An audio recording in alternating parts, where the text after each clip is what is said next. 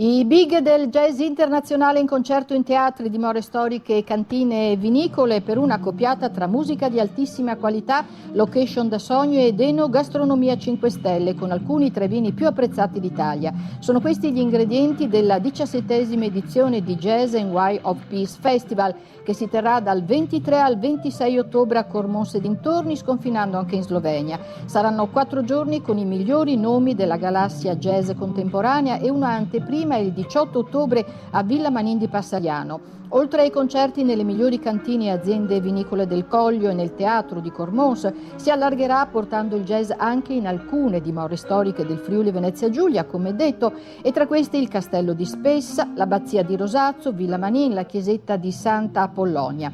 Tra i big c'è il nome di Bill Frisell con Guitar in the Space Age, prima data del tour europeo il 24 ottobre. In tutto 13 concerti con un programma che sconfinerà anche a Nova Gorizia.